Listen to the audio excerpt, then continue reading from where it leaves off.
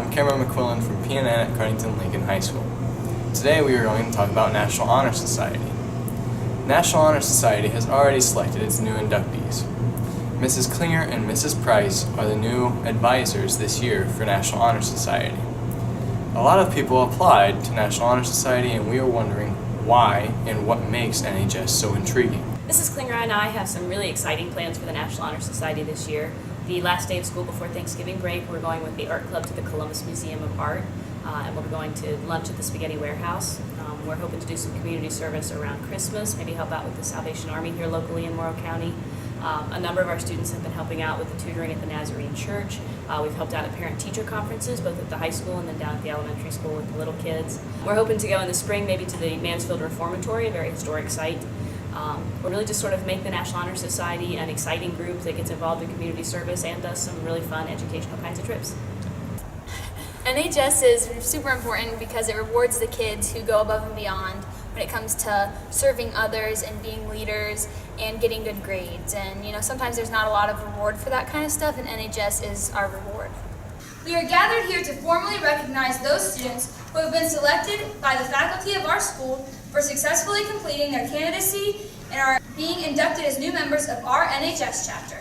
The National Honor Society has 4 pillars for membership. The first, and probably the easiest to explain, is scholarship. Scholarship denotes a commitment to learning. A student is willing to spend hours in reading and study, knowing the lasting benefits of a cultivated mind. We should continue to learn even when formal education has ended, for human education ends only with the end of life. Knowledge is one great element in life, which leads to the highest success, and it can be acquired in only one way, through diligence and effort. Learning furnishes the lamp by which we read the past, the torch guiding us to understand the present, and the light that illuminates the future. Candidates have the change to continually expand their world through the opportunities inherent in scholarship. Your character, in terms of, do people look at you and say, okay, that person makes moral decisions, or that person makes fair, equitable decisions? Character is the force within the individual that distinguishes each person from others. It creates for each of us our individuality, our goodness. It is that without which no one can respect oneself, nor hope to gain the respects of others. It is this force of character that guides one through life and, once developed, grows steadily within. Character is achieved and not received. It is a product of a constant throughout and action, the daily striving to make the right choice. The problem of character is the problem of self-control. We must be in reality what we wish to appear to others, to be rather than seen. By demonstrating such qualities as respect, responsibility, trustworthiness, fairness, caring, and citizenship, we may hope to prove by example that we value character. Also about community service, giving back to the community and the school. My office is service. Service can be established in the routine of the day's work where many opportunities arise to help others both at school and in the community.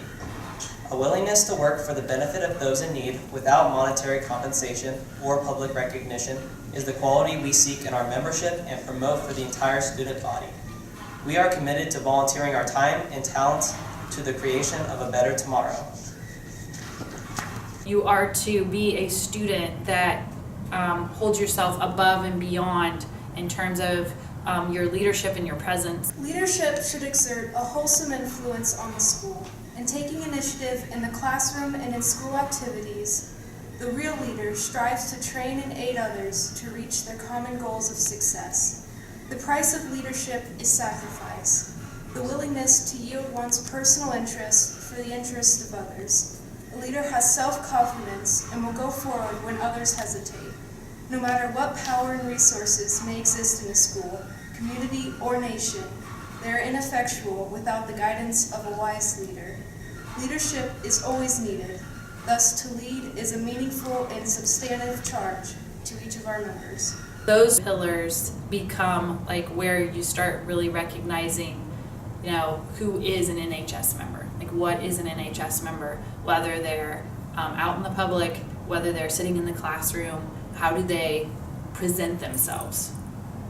Congratulations to everyone that was inducted or returned this year. Hope you have a great year.